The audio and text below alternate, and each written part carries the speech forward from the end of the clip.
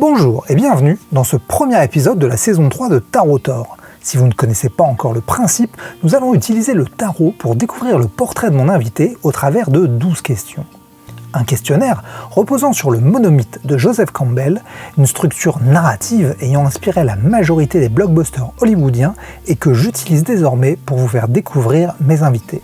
Pour chacune de mes questions, l'interviewé tirera une carte du tarot au hasard pour l'inspirer et le guider dans sa réponse. Pour ce nouvel épisode, je vais vous présenter quelqu'un que j'ai rencontré grâce à Christian Lehmann, invité du 4e épisode de Tarot Tor, et Twitter, du temps où ce réseau avait encore un peu de crédibilité. Comme on parlera encore un peu jeu de rôle dans l'émission, j'en profite pour faire un point rapide sur cette activité. En gros, il s'agit d'une forme de jeu de société où la majorité des participants imaginent les aventures des personnages qu'ils incarnent sous la supervision d'un organisateur souvent appelé maître de jeu. Pour en savoir plus, je vous invite à regarder l'interview de Julien Pirou qui en parlait mieux que moi. Mais pour le moment, faisons place à mon nouvel invité. Je m'appelle Nico Takian, je suis auteur de romans policiers, de thrillers, je suis auteur de bande dessinée et je suis scénariste sur la télévision et le cinéma, et joueur de jeux de rôle aussi.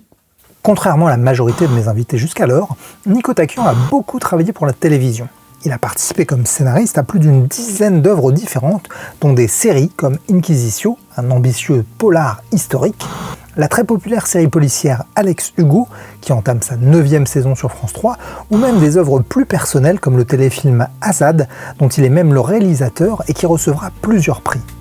Mais c'est dans le milieu de la bande dessinée, où il a écrit une trentaine d'albums de genres différents, que Nico a débuté avec Rollet et Mago chez Semic, puis de nombreuses séries chez Soleil comme Orc en Heroic Fantasy dès 2011, Rédemption, une série historique en 2014, Le Syndrome de Caïn du polar fantastique en 2019, ou dernièrement de la science-fiction avec Les Insurgés d'Edalet. Enfin, c'est aujourd'hui vers la littérature qu'il s'est tourné avec déjà plus d'une dizaine d'ouvrages à son actif, recevant même des prix pour son premier livre, Quelque part avant l'enfer en 2015, puis pour Toxique, le premier livre de la trilogie Tom Arcane, ou en 2019 Avalanche Hotel. Cette année, il a sorti La Lisière et il travaille déjà sur le prochain. Et pour l'inspirer, nous sommes revenus à des influences très proches de ses premiers amours et avons choisi le Children of Lita de Alexandra Huntington. C'est un jeu indépendant financé en crowdfunding en 2019. Probablement mon premier craquage en tarot et un de ceux que je n'ai jamais regretté.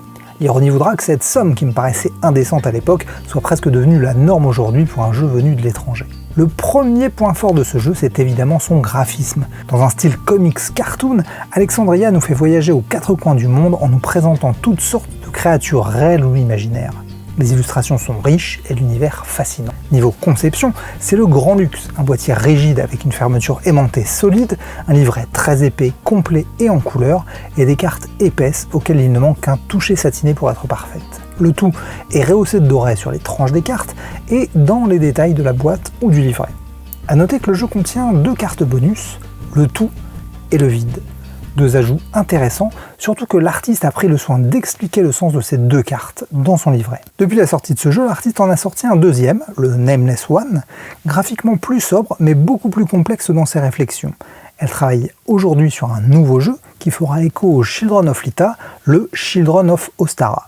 Une version plus végétale dont le Kickstarter devrait débuter en mars 2024. Pour 55$, ce jeu est un immanquable. Seul bémol, les frais de port et de douane font plus que doubler le prix. Mais maintenant, voyons ce que le Children of Lita va nous dévoiler de l'histoire de Nico. Question 1. Le monde ordinaire. Quelles sont tes origines ? Il va falloir que tu m'aides là. Je suis désolé. C'est là pour le coup, je cherchais les épées, les deniers, les coupes, mais c'était encore autre chose. Ok. Alors, le tout.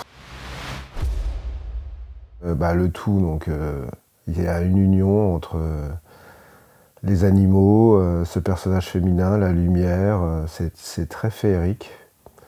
Ça m'inspire la plénitude. The All, le tout, est une des 2 cartes supplémentaires du Children of Lita. C'est une carte qui fait référence à notre connexion à l'univers et aux autres. C'est l'idée d'une compréhension du monde plus instinctive ou plus spirituelle.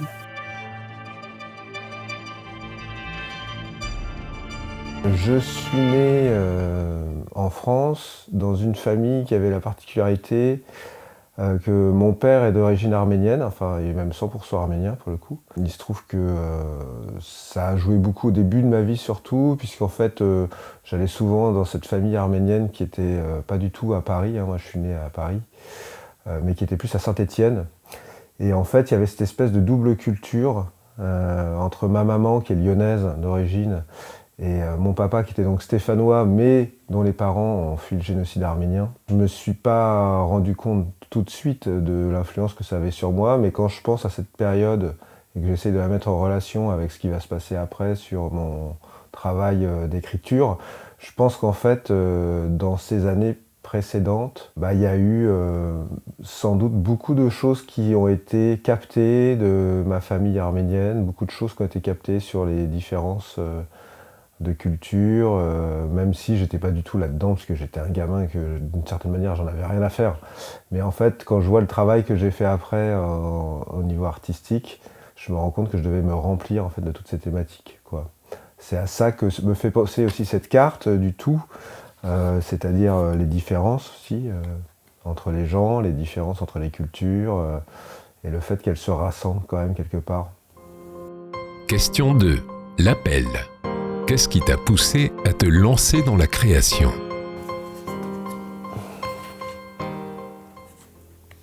Alors, l'impératrice, on voit qu'elle est toute puissante, mais qu'elle est en même temps le visage tourné vers le ciel, vers le cosmos, et les mains connectées à la terre. Ça me fait penser à l'équilibre, d'une certaine manière. L'impératrice est l'incarnation de la fertilité. C'est une carte charnelle qui évoque autant la fécondité et la naissance que la créativité et l'art. L'impératrice est l'incarnation de la déesse mère, mère nature, un potentiel féminin sans limite. À l'inverse de la papesse, l'impératrice n'est pas dans la retenue. C'est une carte sensuelle et maternelle. Ce qui m'a poussé à me lancer dans l'écriture, je crois que c'est la corrélation entre plusieurs choses. La première, c'est que moi, j'étais un enfant dyslexique. Le sujet de la dyslexie sera abordé à plusieurs reprises. Vous trouverez un lien en commentaire si vous voulez en savoir plus. Mais en gros, il s'agit de troubles spécifiques de l'acquisition du langage. En France, cela concernerait entre 6 et 8% de la population. Donc en fait, je dirais que la réponse, c'est que rien ne me poussait à me lancer dans l'écriture, c'est même l'inverse, puisque c'était justement le problème, l'écriture. Je pense que ce qui m'a vraiment poussé à aller vers l'écriture, ce sont les jeux de rôle. Parce que gamin, en fait, je squattais avec des potes à la table de jeux de rôle de leur grand frère. Donc moi, je devais avoir 12 ans, 13 ans, et les grands frères avaient la vingtaine. Et on n'avait pas le droit de parler, et on ne pouvait qu'assister. Dès qu'on parlait, ils nous tapaient dessus, on nous taire et tout. Et en fait, au bout d'un moment, on s'est dit non, mais il faut qu'on passe le pas et qu'on joue entre nous, quoi, parce on s'emmerde dans ces réunions de jeux de rôle. C'était sympa de les voir jouer, mais bon, on pouvait rien dire. Et moi, comme j'avais vachement envie de jouer, j'aurais dit écoutez, c'est moi qui fais le maître de jeu et tout. J'achète la première boîte de donjons rouge là, et là, je me rends compte qu'en fait, le jeu de rôle, c'est un gros pavé de 200 pages. Avec des illustrations noir et blanc, et que c'est un problème, parce qu'en fait c'est exactement le truc que je détestais faire quand j'étais gamin. Et je crois qu'en fait j'ai tellement été poussé par cette envie de raconter des histoires à travers le jeu de rôle, que ça m'a forcé déjà à lire les règles, puis après le fameux appendice que tu as à la fin de la première version de Donjon, où tu as toutes les annexes avec toutes les références de livres qui ont inspiré Gary Gygax et sa bande, je me suis mis à les acheter, à les lire, toujours pareil, pour enrichir ce truc-là. Et je crois que le virus, il est arrivé à ce moment-là, quoi, où je me suis rendu compte qu'en fait, la lecture, l'écriture, ça pouvait être au service de la narration et de l'histoire. Et je crois que de ce moment-là, en fait, j'ai passé le pas, quoi. Question 3. Le refus. Quels furent les premiers doutes ? Le soleil. Une magnifique déesse égyptienne. Alors, c'est Anubis, mais en femme, si je ne m'abuse. Il tient cet astre entre ses mains et qui a l'air de tenir aussi les fils tissés du destin, peut-être, ou de la vie. Très belle carte. Le soleil est la carte de l'accomplissement et de la joie. C'est une carte très positive qui évoque la lumière en nous ainsi que celle qu'on peut faire rayonner sur le monde. elle peut aussi être la représentation d'une figure paternelle absente ou idéalisée. Les premiers doutes, ils étaient vraiment évidents, c'est que je pense que le fait d'être dyslexique... Alors à l'époque, ça se savait pas, hein, parce que moi, mes enfants sont dyslexiques, j'en ai 2, ils sont dyslexiques, donc je sais qu'ils sont dyslexiques. Ils sont allés chez l'orthophoniste. Moi, à l'époque, c'était il est nul en français. Bon, j'ai eu 2,5 au bac français hein, quand même, hein, donc c'est pour dire qu'il y a de l'espoir. Hein, tu peux avoir 2,5 au bac français et finir écrivain, donc je pense que même si je m'étais mis à écrire, et mon premier métier ça a été journaliste, donc ça a toujours tout de suite été un truc d'écriture en fait. Même si je savais que ces années étaient derrière moi, que j'avais rien à prouver particulièrement parce que je savais écrire à peu près comme tout le monde, voire un peu mieux, eh bien il y a quand même un truc, effectivement, un frein, un malaise qui fait que j'osais pas me lancer. C'est-à-dire qu'en fait, je me suis lancé assez vite dans l'écriture d'histoire, mais j'ai eu ces années où j'étais journaliste, où j'avais envie de le faire vraiment. J'avais envie de me dire que je pouvais écrire des scénarios, écrire des romans. À l'époque, c'était de la BD que je voulais vraiment faire. Mais il y a un truc qui me disait non, mais il faut que tu t'associes avec quelqu'un parce que je pense à un truc qui me disait que j'avais pas la capacité. Et je suis persuadé maintenant avec les années qui sont passées que ça venait de cette graine noire un peu qui avait été quand même très bien plantée par l'éducation nationale en fait, de non-confiance en soi, parce que on m'avait toujours dit que j'étais nul puisque j'avais des mauvaises notes. Et c'est vrai que c'est ça qui m'a freiné. Et il y a un moment, en fait, j'ai trouvé la force, un peu comme à l'époque avec les jeux de rôle où j'ai acheté la boîte, j'ai trouvé la force de me dire que j'allais faire un truc tout seul, quoi.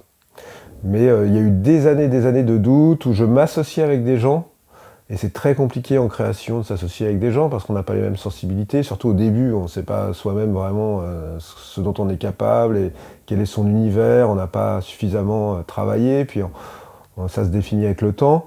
Du coup, je m'associais avec des gens, mais ça se passait pas super bien. Chacun tirait un peu la couverture à lui. Et je sentais bien que c'était une étape, quoi. Donc voilà, ça a été le premier frein, ça a été ça, quoi. Question 4. Le mentor. Est-ce que quelqu'un t'a guidé pour te lancer ? Alors, le 10 de bâton. Ça, forcément, hein, c'est un jaguar qui tient dans sa gueule sa proie. C'est une carte qui a l'air d'être un peu guerrière, qui a l'air de suggérer qu'il pourrait y avoir du rebondissement et de l'action. La famille des bâtons est celle de la passion, de l'énergie. Le 10 est un chiffre de transition. Il symbolise le passage à une étape supérieure. Le 10 de bâton évoque le fait d'avoir un fardeau trop lourd à porter. Il invite à trouver un nouvel équilibre, à gagner en légèreté pour pouvoir s'élever plus haut, se transcender. Effectivement, la carte correspond bien à la question. C'est vrai que pour se lancer, il faut vraiment lâcher quelque chose. Donc ce léopard qui tient sa proie dans la gueule et qui essaye de la remonter dans son arbre symbolise quand même assez bien ça. Et la transition aussi du 10, c'est vrai, il y a quelque chose comme ça. Le mentor, je crois que il y a eu plusieurs mentors. Moi, j'ai commencé très tôt en fait à écrire des histoires parce que finalement... après le bac, j'ai été journaliste, puis après pendant 5 ans de ma vie, donc j'étais journaliste, vers 25 ans, j'ai eu une opportunité d'écrire des histoires. Mais avant même cette opportunité, qui m'a été amenée par un jeune homme qui s'appelle James Hutt, qui est réalisateur, qui m'a proposé de travailler avec lui sur des scénarios et de voir un peu comment lui travaillait sur ses scénarios. À l'époque, il avait déjà réalisé son premier film. Et puis il était sur un projet d'adaptation de La Marque Jaune en long métrage, donc en fait je travaillais sur La Marque Jaune avec lui, j'ai mis les mains un peu dans le scénario grâce à lui, donc il a été d'une certaine manière un passeur plus qu'un mentor, parce qu'il m'a vraiment introduit dans cet univers. Mais avant ça, j'avais eu différents mentors, parce que pour moi les mentors c'est vraiment un niveau existentiel, quoi. C'est-à-dire ça doit vous toucher dans tous les domaines, quoi. J'ai pas eu de mentor spécifique à l'écriture, c'est plus un mentor global. Ça a été vraiment mon premier professeur d'arts martiaux, que j'ai totalement identifié à une figure paternelle. Parce que moi j'ai pratiqué pendant très longtemps plusieurs arts martiaux, mais dont un qui était taijitsu, qui est une forme de jujitsu. Et j'avais un prof, Marc, qui qui était une espèce de vieux briscard des arts martiaux, et qui a pris à un moment une figure paternelle et qui m'a suivi comme ça pendant 10 ans de ma vie. Et je pense que lui, à travers aussi les arts martiaux traditionnels japonais, et ce qu'il véhicule de réflexion, m'ont amené aussi à ce moment-là à avoir confiance suffisamment en moi pour me lancer dans effectivement une activité un peu nébuleuse, qui est l'écriture, quel que soit le support. C'est jamais gagné d'avance, quoi. On sait pas. On est obligé quand même de quitter le réel, de prendre la petite pilule de Matrix pour aller dans un monde qu'on connaît pas vraiment et que personne ne connaît vraiment, puisqu'en fait on est tellement peu nombreux finalement à vivre de ça que je pense que personne, y compris le gouvernement et l'État et les lois, etc., ne sait vraiment qui on est. Et d'ailleurs on est toujours en marge de tout, et les derniers oubliés du truc.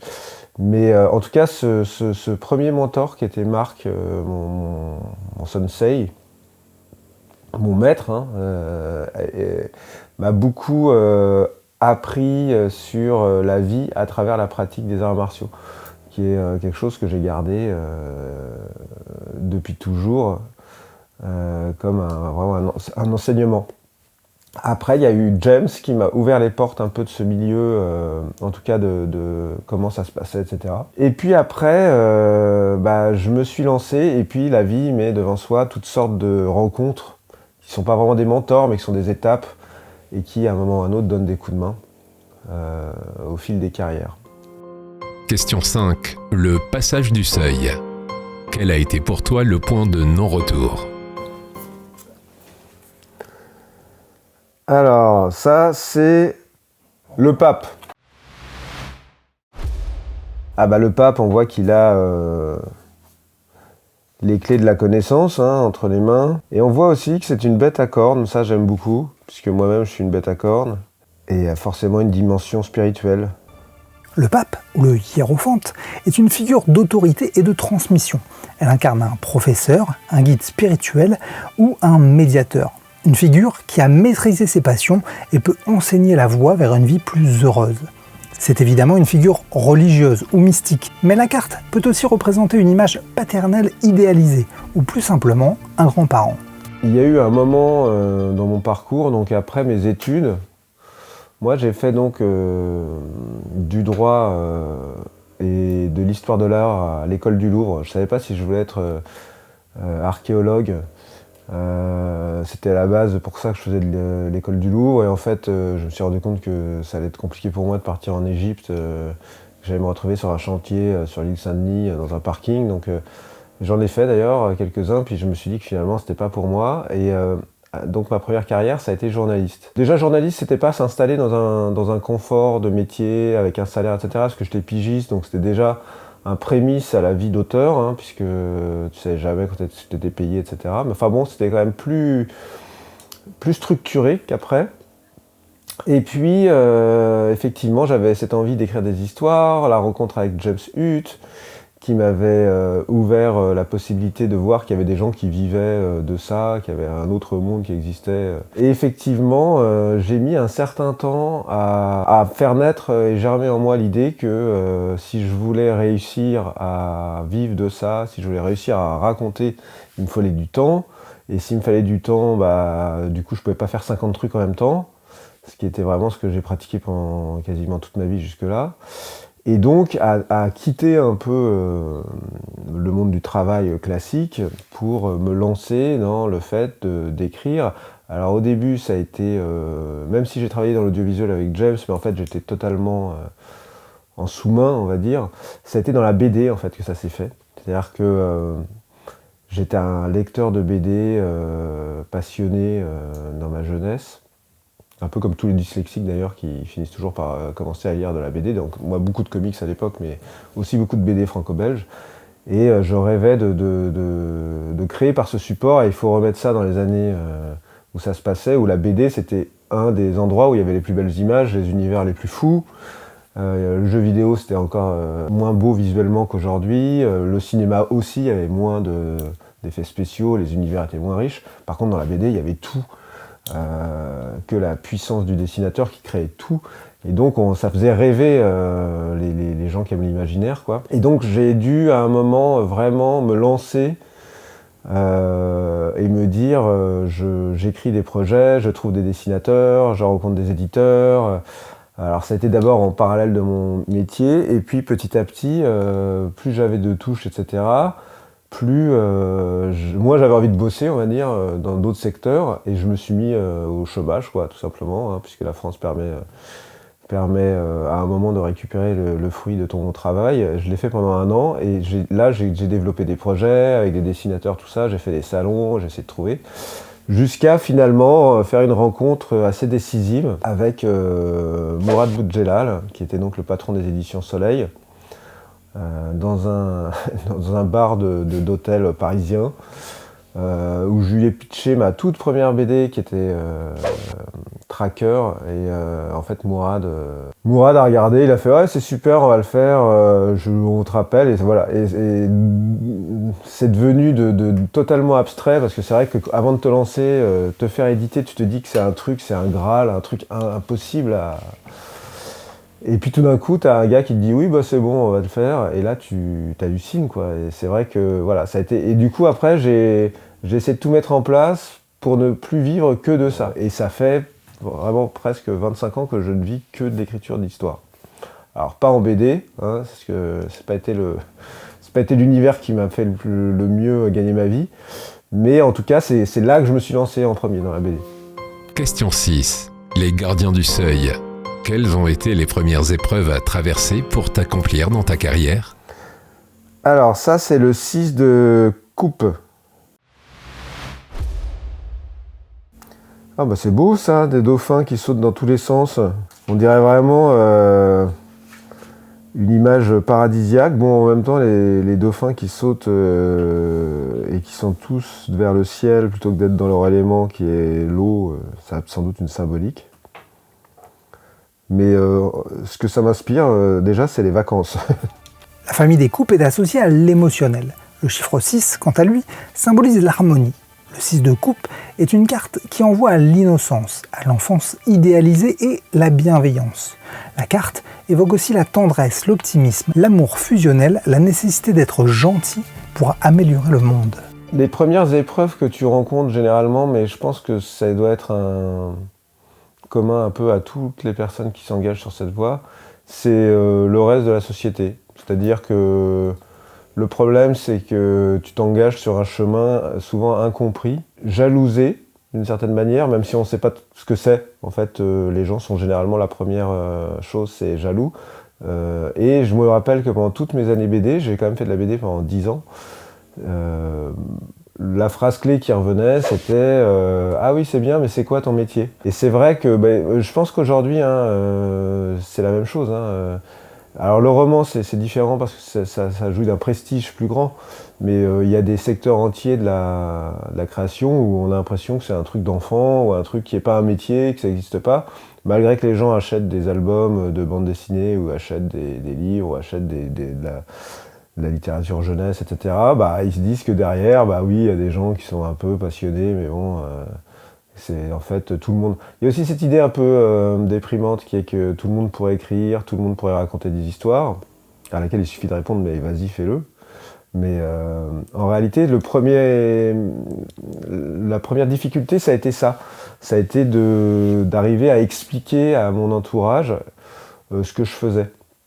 À l'époque, j'étais avec la maman de mes enfants, qui, elle, est la personne qui m'a pas du tout jugé là-dessus. En fait, elle me suivait et tout. Donc je pense qu'elle a été d'une grande aide à cette période-là, parce qu'il n'y avait pas justement de regard particulier. En même temps, on était des jeunes tous les deux, et on faisait pas... ça, j'avais été quelqu'un de carriériste ni rien, donc elle n'avait pas non plus cette voie-là. Après, c'est plus la société, de manière générale, tes collègues de travail classiques. Mes parents, pas trop, parce que moi, j'ai une famille qui s'est très vite dissoute, et mes parents se sont séparés, j'étais assez jeune, donc mon père, je le voyais quasiment plus, ma mère, elle était perdue dans ses trucs, donc il n'y a pas eu de regard vraiment, et ni de soutien d'ailleurs particulier, mais en tout cas, il n'y a pas eu de regard négatif, donc ça n'a pas été un problème familial. Après, je dirais que la difficulté, c'est la réalité de la vie, c'est-à-dire de la vie économique. C'est-à-dire que très vite, en fait, tu te rends compte que, bah ouais, quand tu commences à calculer ce que représentent tes droits d'auteur et que tu vois un SMIC moyen, bah tu te dis qu'en fait, déjà pour avoir un SMIC moyen, il va déjà falloir faire des best-sellers et des best-sellers, parce que c'est quand même pas grand-chose que tu touches quand tu es auteur. Donc ça, c'est la deuxième grosse épreuve qui peut faire peur à beaucoup et faire reculer. Il y a beaucoup d'auteurs, je pense, qui auraient pu être de très bons auteurs, mais qui n'ont pas osé parce que économiquement parlant, ça ne fonctionne pas. Mais moi, ça m'a pas freiné. En fait, j'ai eu cette folie à un moment de me dire non, mais ça va marcher, ça va marcher. Ça m'a plutôt mis dans une boulimie un peu de travail, à me dire bah ouais, mais pour que ça marche, il faut que je fasse 10 séries en même temps, de BD, et puis il faut que je vois peut-être qu'il y a d'autres trucs que je peux faire.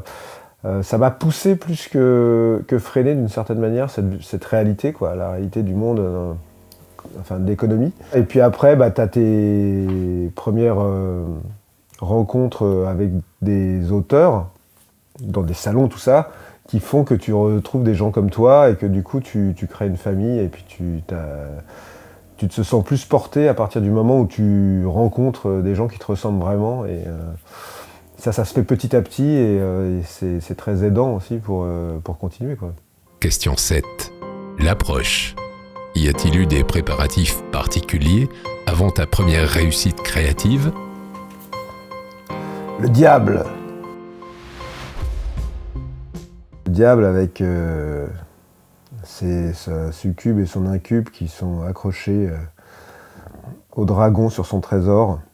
Une arcane qui m'inspire assez. Et de toute façon, quand on crée, on rencontre toujours le diable à un moment ou à un autre.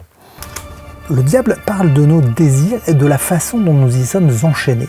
La carte fait à la fois référence au monde matériel qui nous possède et à l'inconscient, la flamme sauvage de la créativité qui brûle dans nos ténèbres intérieures. C'est une carte qui peut faire peur, mais qui invite justement à ne pas se laisser dominer par ses émotions. Le diable, c'est vraiment une arcane qui est parlante par rapport à cette question, parce que c'est sûr que le grand sacrifice, c'est qu'il faut, quand tu crées, à mon sens, avoir une foi absolue dans la flamme intérieure qui t'anime, quoi. C'est-à-dire qu'en fait, cette flamme sera effectivement la seule lumière que tu posséderas pendant tout ton parcours artistique. Et il faudra non seulement l'alimenter, mais la protéger avec beaucoup de fougue, parce que au final, il n'y a rien d'autre. Si tu te laisses convaincre qu'elle n'existe pas ou qu'elle est éteinte, bah, tu taris le feu qui a nourri ta volonté de faire ce métier, puisque, a priori, personne ne t'attend dans ce métier, contrairement à beaucoup d'autres métiers où on te met dans une position où on te dit, voilà, on attend de toi de faire ça, et le problème, c'est justement d'avoir une flamme pour le faire. Bah là, c'est l'inverse. Il n'y a que la flamme, a priori. Si tu n'as pas la flamme, tu ne peux pas faire ce métier. Moi, j'ai très vite, assez tôt, donc si je reviens à l'époque des jeux de rôle, etc., et de mon enfance, eu cette flamme de vouloir raconter des histoires. J'ai commencé par la bande dessinée, mais en fait, je suis passé par tous les supports, donc j'ai fini par comprendre que moi, j'ai la flamme d'un barde, au sens médiéval du terme, c'est-à-dire quelqu'un qui transmet des histoires, certaines avec des références ou des hommages qui viennent du passé, d'autres qui sont des créations, mais c'est ça qui m'intéresse, c'est pas vraiment le support en lui-même m'intéresse peu, bien que j'ai des égards pour les mots, surtout en tant qu'ancien dyslexique, etc. Je sais le pouvoir et je sais le pouvoir des mots dans tous les sens du terme, aussi bien écrasant que révélant, et donc du coup j'ai quand même des égards pour les mots, mais je ne suis pas un littéraire du tout, donc en fait je kiffe pas de créer des phrases qui soient belles ou de trouver des tournures qui soient des hommages à des auteurs, parce que moi d'abord généralement je les connais pas, et puis en plus ce qui m'intéresse c'est ce que véhiculent ces mots, quoi. Et donc cette flamme, bah voilà, moi c'est vraiment le fondement de ce qui fait que je suis là aujourd'hui, c'est que je l'ai toujours considéré comme la chose la plus importante dans ma vie, jusqu'à ce que j'ai des enfants. Mais en fait, elle est effectivement la chose qui, si on sent qu'on l'a, il faut l'entretenir, il faut la faire grandir, il faut la nourrir, il faut tout ce qu'on peut y mettre. Et dans cet arcane du diable, je dirais qu'à ce moment-là, effectivement, d'une certaine manière, tu passes un pacte avec toi-même. T'es obligé de respecter ce choix, de ne pas éteindre cette voix intérieure, ce feu intérieur. Et donc, après, ça a des conséquences sur ta vie, puisque ça prend le dessus sur beaucoup de choses. Donc ça aussi, c'est compliqué de l'expliquer à ses conjoints, enfin à son conjoint, à la société, à ses amis. C'est que des fois, c'est plus important en fait que la liberté intérieure de laisser s'exprimer cette flamme que de passer du temps à sociabiliser. Il y a beaucoup de choses qui deviennent un peu secondaires. C'est pour ça que vivre avec un auteur, un écrivain, c'est compliqué. Il faut accepter d'être avec quelqu'un qui a à l'intérieur de lui plein de choses qui l'écoutent et qui n'est pas totalement tourné vers l'extérieur, mais aussi beaucoup tourné vers l'intérieur, quoi. Question 8. L'épreuve suprême. Quelle a été la première épreuve qui aurait pu tout te faire abandonner? Alors, 8e question. L'as de bâton. Une prêtresse avec un bâton en feu, en tout cas qui m'évoque le feu, qui tient un crâne d'un animal mort. Elle a l'air de me regarder vraiment personnellement, comme si elle me jugeait un petit peu, ou qu'elle me faisait une proposition, je ne sais pas. Ça m'interroge en tout cas. Le chiffre 1 évoque la force primordiale, l'énergie brute, la graine qui va éclore. L'as de bâton évoque donc le courage, l'impulsion créative, le besoin de créer. Très sincèrement, la seule épreuve, mais c'est pas une épreuve, mais le seul passage dans ma vie où j'ai pu douter du fait que j'allais arriver à continuer à justement faire vivre cette flamme dont on a parlé plus tôt, c'est la naissance de mes enfants en fait.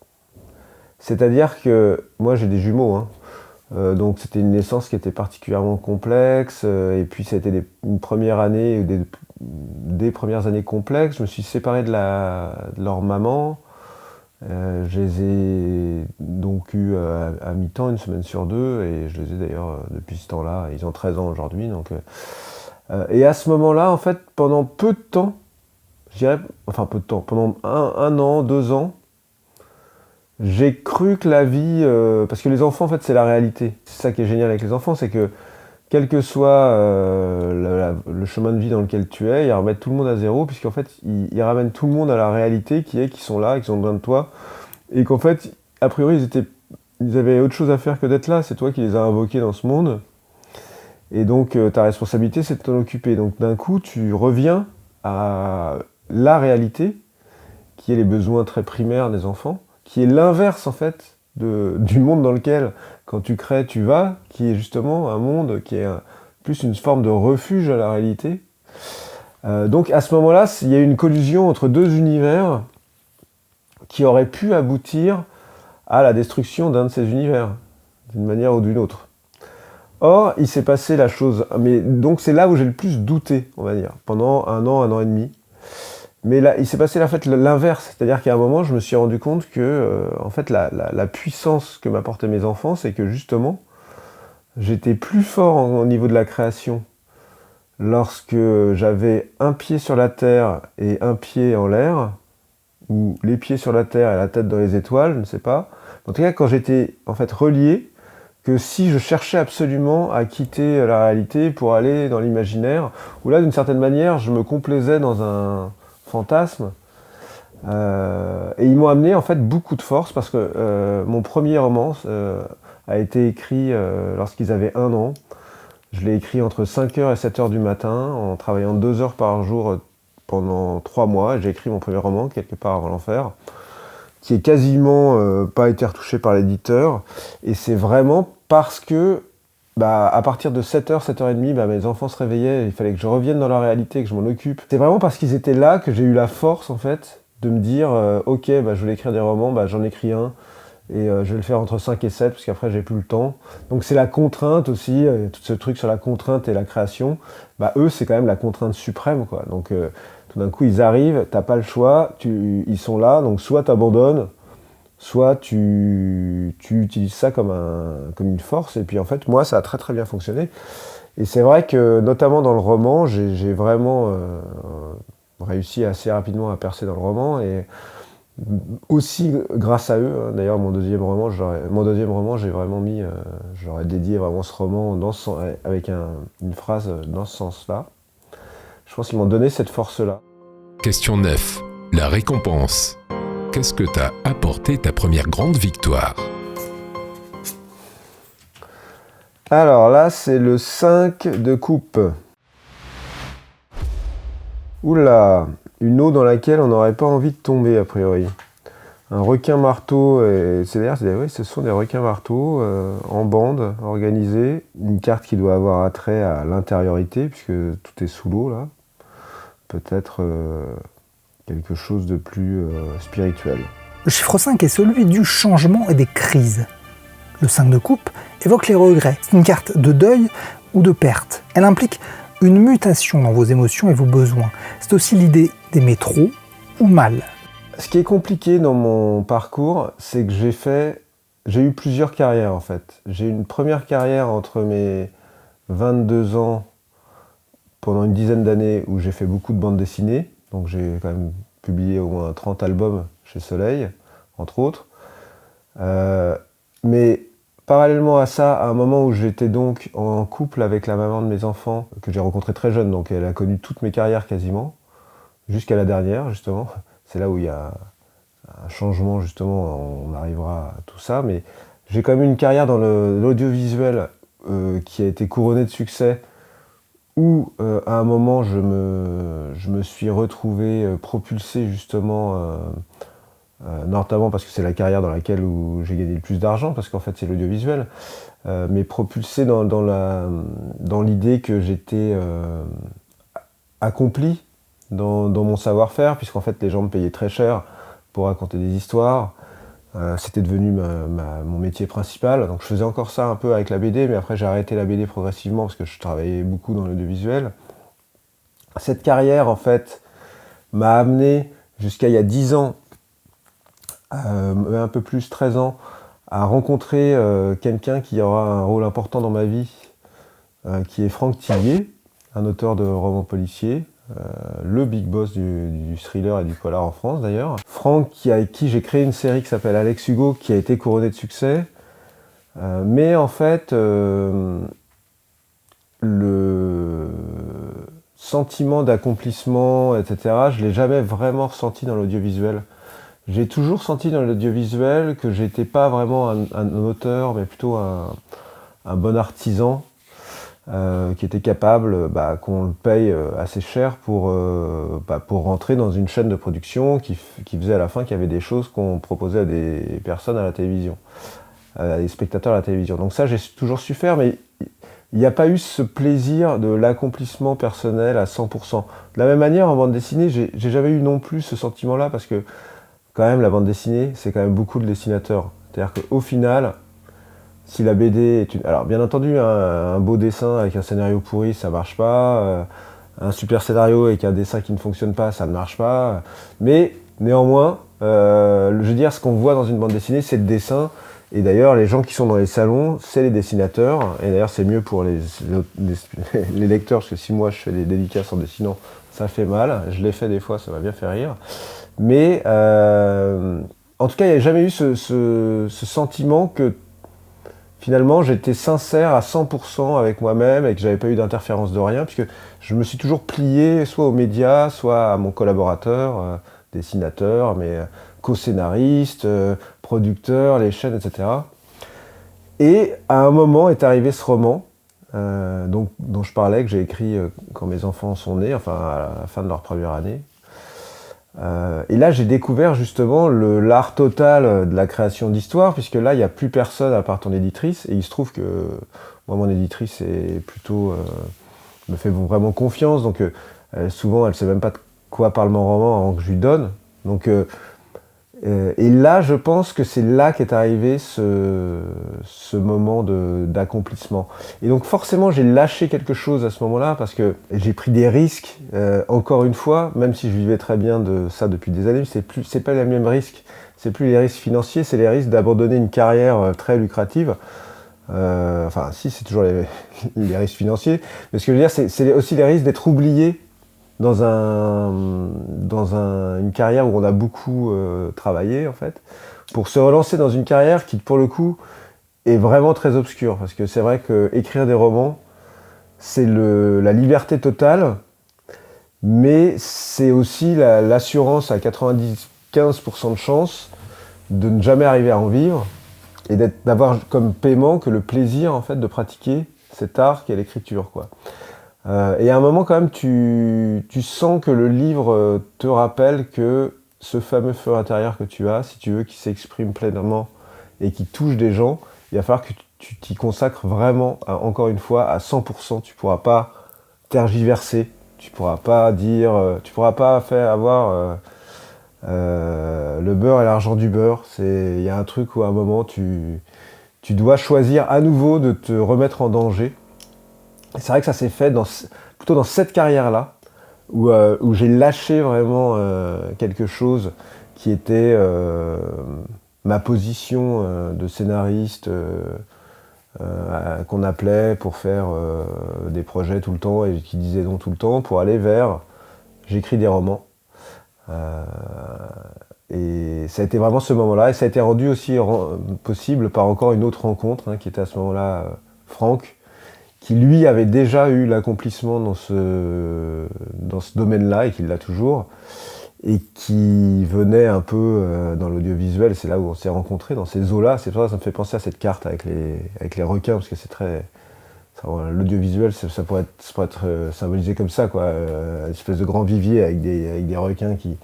Donc nous, on s'est retrouvés dans ce bassin avec Franck, et bien entendu, Franck m'a dit « Mais qu'est-ce que tu fous là? Tu ne pourrais pas plutôt monter sur le radeau au soleil, là, et écrire tes histoires et tes romans ?» Et en fait, c'est vrai qu'à un moment, je suis monté sur le radeau, quoi,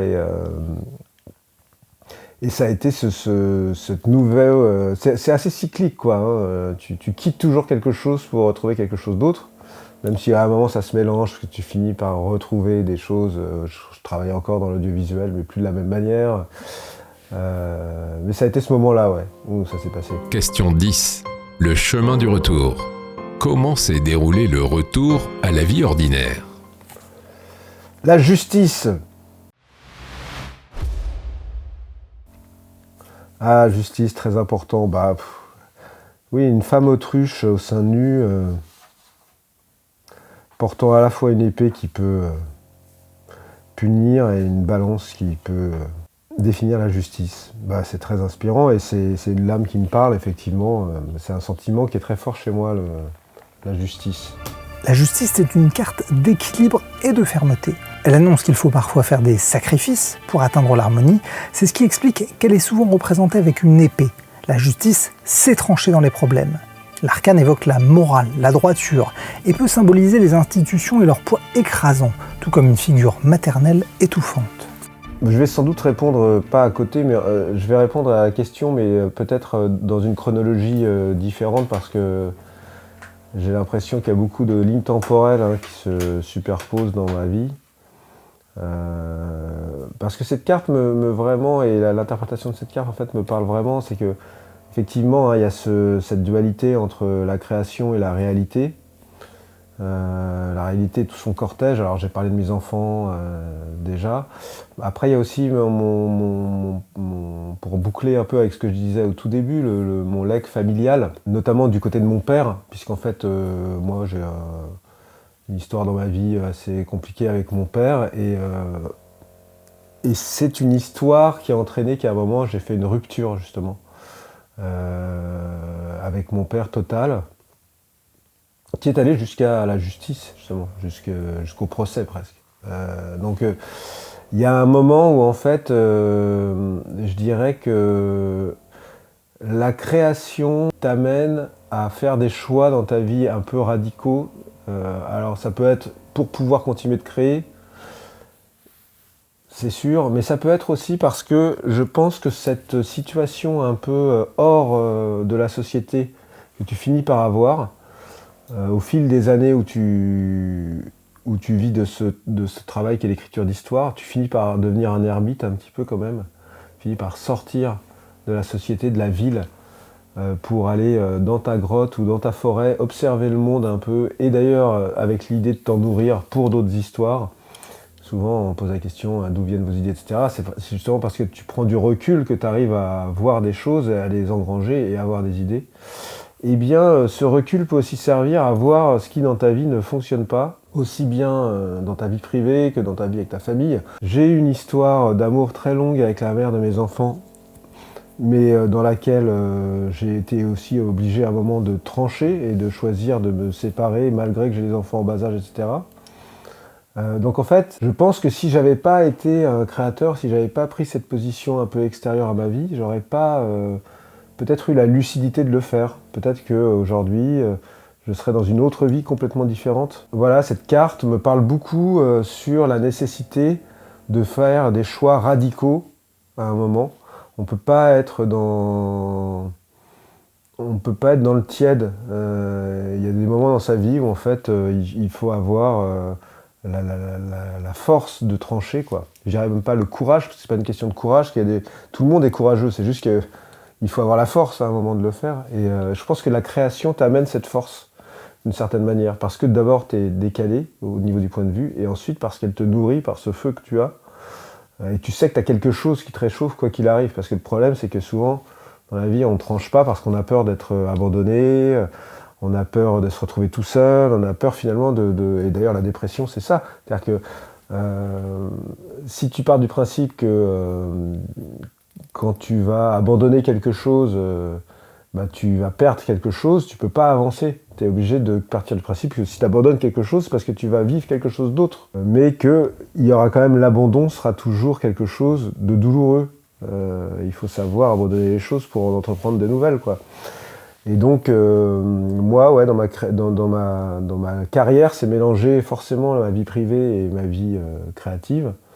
Et il y a eu des choix qui ont dû être faits et qui ont été rendus possibles par cette dimension-là de moi qui est ma créativité, quoi. Question 11. La résurrection. Quelle épreuve a fait de toi l'artiste que tu es aujourd'hui ? Alors, le fou.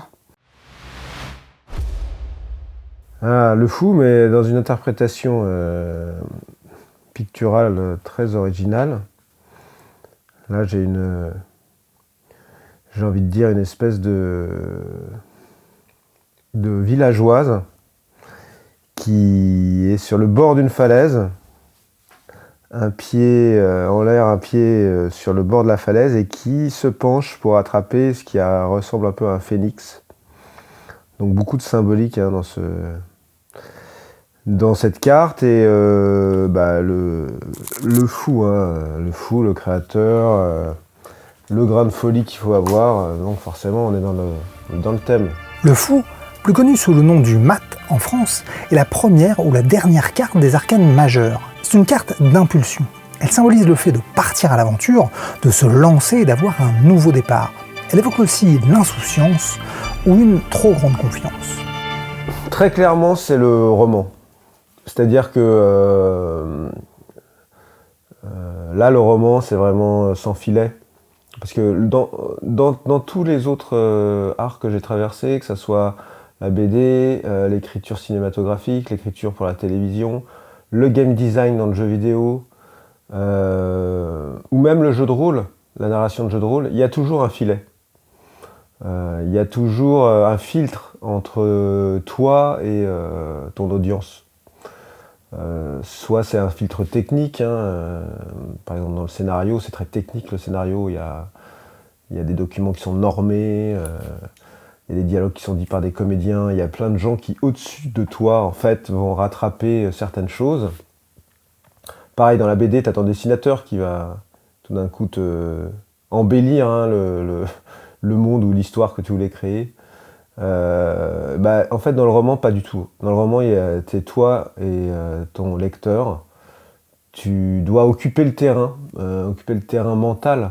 tu dois faire naître des images dans la tête de tes lecteurs, tu dois prouver que tu as quelque chose à dire en fait, parce que sinon ça se voit en fait. Les gens qui n'ont rien à dire et qui écrivent des livres, c'est des livres chiants en fait. Ou les gens qui savent pas écrire une histoire, qui ont aucune notion du rythme, de rien, c'est des rythmes mous en fait. Tout est visible, c'est une espèce de façade totale de toi-même que tu mets tout sur la façade en fait. Tu mets l'intérieur, tu mets... Bien entendu, il y a de la technique, il y a des choses que tu ne vois pas dans les livres parce que il y a de la cuisine, il y a du savoir-faire, etc. Mais quand même, il y a énormément de toi-même. Donc c'est le grain de folie qu'il faut avoir pour se lancer, c'est de penser que tu vas pouvoir intéresser quelqu'un pendant 400 pages ou 350 pages. Ce qui en plus est totalement contre-intuitif aujourd'hui, puisqu'en fait le monde va plus vers des formats courts, le monde va plus vers une surstimulation cérébrale.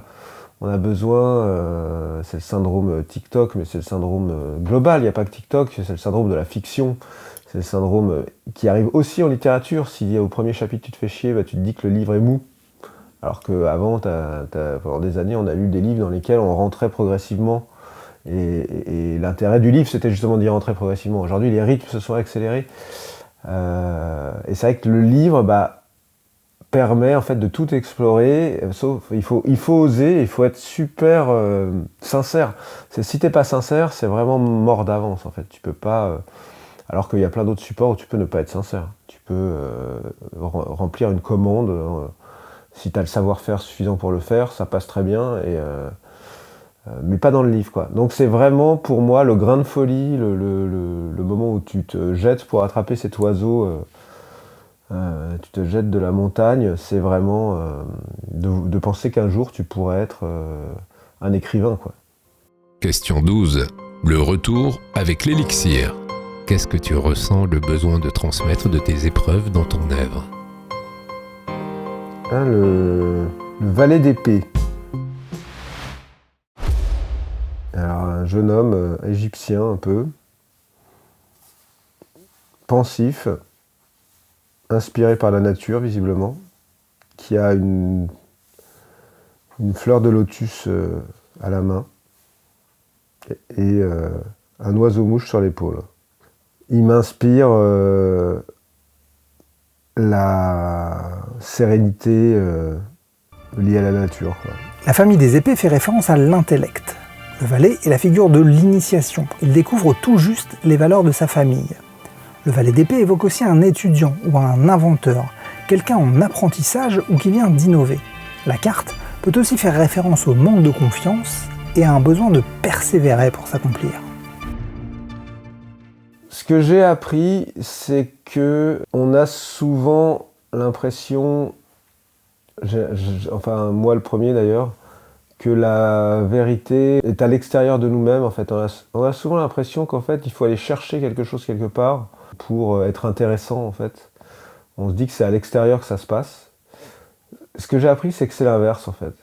J'ai vraiment appris au fil des projets que j'ai écrits et forcément aussi des supports dans lesquels je les ai écrits, que plus j'allais puiser en moi ma vision de la vie ou mes émotions, et il ne s'agit pas de faire une autobiographie de soi-même, hein. C'est pas de ça dont je parle, c'est vraiment des thématiques.